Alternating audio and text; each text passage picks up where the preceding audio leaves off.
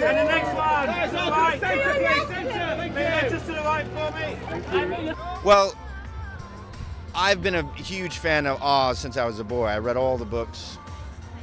And I think what was most appealing to me was being transported to another land. That's why I read it. I didn't really identify with any one character as much as I just loved being transported. And I think this film does that.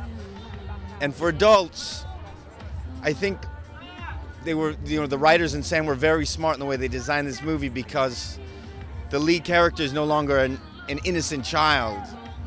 He's a kind of a comedic, flawed anti-hero in a way, and so he can play, to older audiences, while you also get the spectacle and great fantasy for younger audiences. Well, first of all, it was great to work with Sam. This is our fourth movie together. We did all the Spider-Man trilogy together.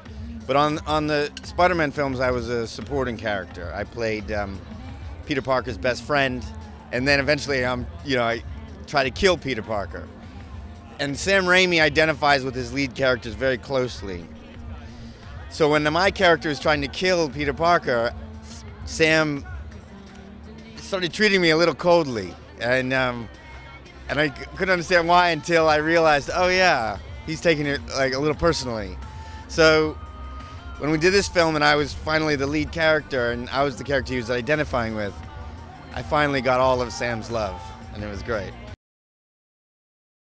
Well, it really was the writer, Mitchell Kapner, who was a big fan of the Oz books. He'd read them to his kid every night. And in fact, there's a story about how the screenplay got started. He was pitching different screenplays to our producer, Joe Roth. Joe said, no, I don't want that one. No, I don't want that one. The meeting was over. Joe said, what are you reading to your kids?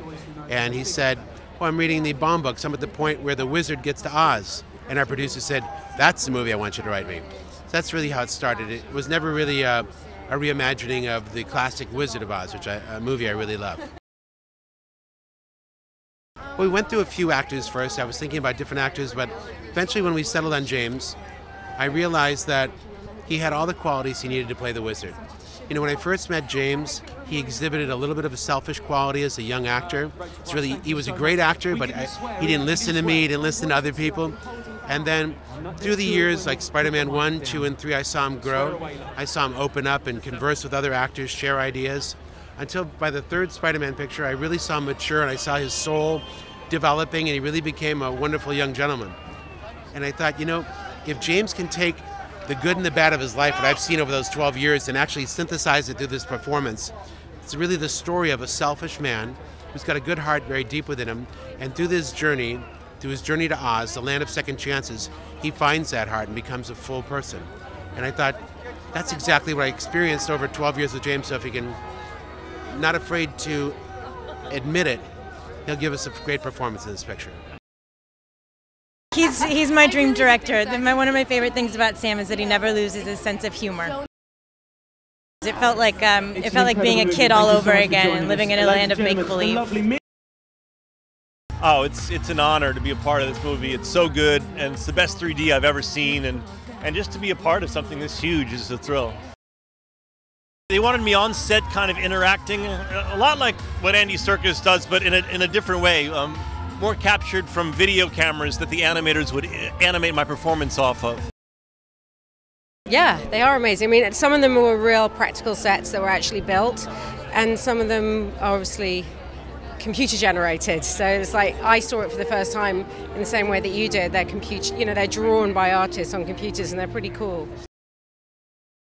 Yeah, I couldn't have done this character without her frock. I just have one frock. She goes from green to black when she comes out with her true colors, and yeah, my character is the costume.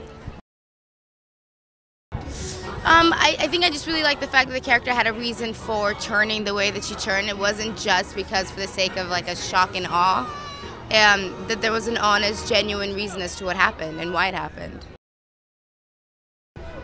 I think it's an empowering story about accepting who you are and every fault that you have about yourself, and understanding that in order to complete your faults, you surround yourself with people that complete you. I mean, not to sound cheesy, but it's just, I think everybody can relate to it.